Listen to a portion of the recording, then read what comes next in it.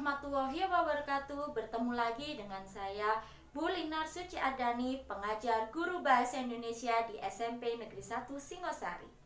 Pada pertemuan kali ini kita akan membahas tentang materi kedua dalam teks deskripsi, yaitu penggunaan bahasa dalam teks deskripsi. Sebagai contoh, kita akan membutuhkan buku bahasa Indonesia dan Bu Linar akan memilih teks Pantai Senggigi untuk kita analisis penggunaan bahasa yang terdapat dalam teks tersebut. Kita buka dulu teks Pantai Senggigi. Setelah kalian membaca teks Pantai Senggigi di halaman 12-13, maka kita mulai dengan penggunaan bahasa dalam teks deskripsi. Ada apa saja? Yang pertama adalah penggunaan kata umum dan kata khusus. Bisa kalian buka tabel halaman 9. Ya, kata umum adalah kata yang mencakup dalam artian luas, sedangkan kata khusus adalah kata yang mencakup artian dalam arti sempit. Contohnya, kata umum kendaraan, maka kata khususnya ada mobil, sepeda, becak, delman, dan lain sebagainya. Ada kata umum bunga, maka kata khususnya mawar, melati, anggrek, lili, tulip, dan sebagainya. Baik, mari kita analisis kata umum kata khusus pada teks Pantai Senggigi. Sebagai contoh, kita lihat teks Pantai Senggigi paragraf kedua. Memasuki bibir Pantai Senggigi, kita akan disambut angin pantai yang lembut dan udara yang segar. Angin lembut terasa mengelus kulit. Garis Pantai Senggigi yang panjang dengan gradasi warna pasir putih dan hitam. Kita bisa temukan satu kata umum yaitu warna dan dilanjutkan dengan kata khusus yaitu putih dan hitam. Warna merupakan kata yang cakupan maknanya sangat luas dan dipersempit dengan kata khusus yaitu putih dan hitam. Lalu kita temukan kata umum pantai, maka kata khususnya adalah Pantai Senggigi. Bagaimana? Mari kita cari contoh selanjutnya pada paragraf keempat.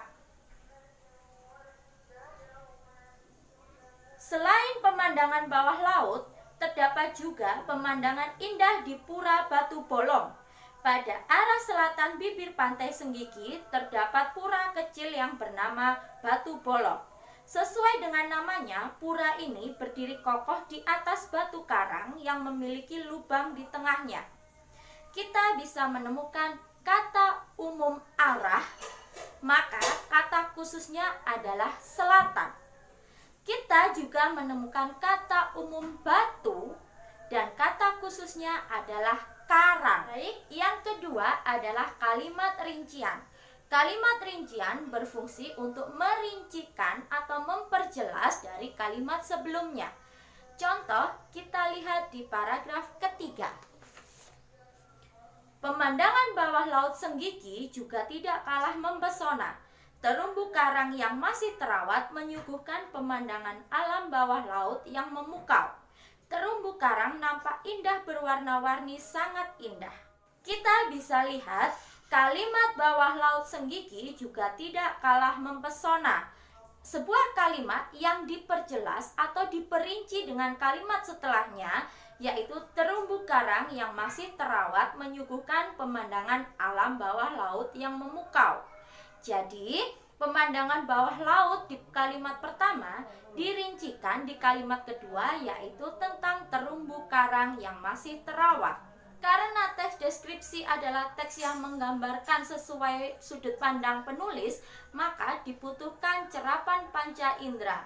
Yang paling digunakan dalam teks deskripsi adalah seolah bisa dilihat, seolah bisa didengar, dan seolah bisa dirasakan. Mari kita lihat pada teks Pantai Senggigi. Baik, kita lihat contohnya pada paragraf kedua. Memasuki bibir Pantai Senggigi, kita akan disambut angin pantai yang lembut dan udara yang segar. Angin lembut terasa mengelus kulit. Garis pantai Senggigi yang panjang dengan gradasi warna pasir putih dan hitam membuat keindahan pantai ini semakin menarik. Ombak yang tenang di pantai ini membuat rasa tentram semakin lengkap. Dari kejauhan tampak hamparan permadani biru Tosca berpadu dengan hiasan buih-buih putih bersih.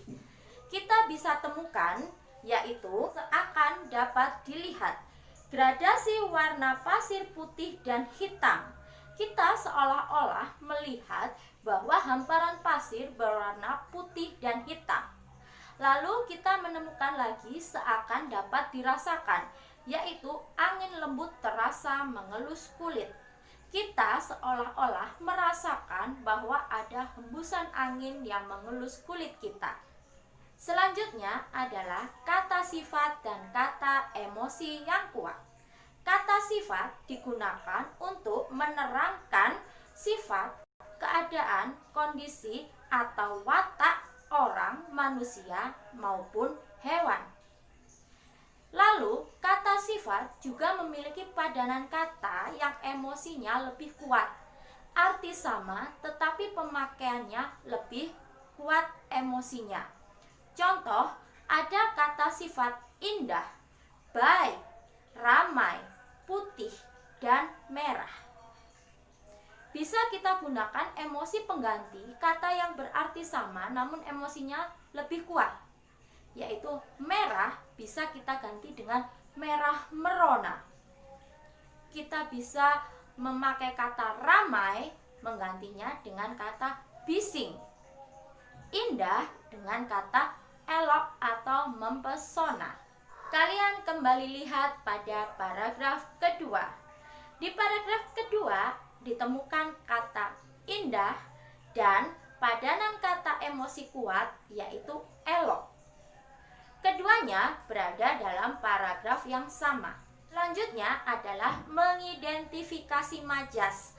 Sebelum kita mengidentifikasi majas, kita harus mengetahui apakah yang dimaksud dengan majas yang berupa ungkapan atau kiasan atau makna yang tidak sebenarnya dan berfungsi untuk menambahkan efek-efek sehingga semakin membuat kita merasakannya.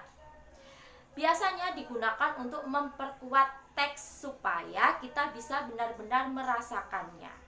Kita lihat lagi pada paragraf kedua. Memasuki bibir pantai Senggigi, kita akan disambut angin pantai yang lembut dan udara yang segar. Bibir pantai di sini bukan bibir makna sebenarnya, tetapi yang dimaksud adalah garis tepi pantai. Itu adalah contoh dari majas. Kemudian kita akan disambut angin pantai yang lembut. Tidak makna sebenarnya. Bukan angin pantai yang menyambut, tetapi ketika kita datang, maka yang terasa pertama kali adalah angin pantai yang lembut. Contoh lain pemakaian majas pada teks deskripsi pantai Senggigi adalah sebagai berikut.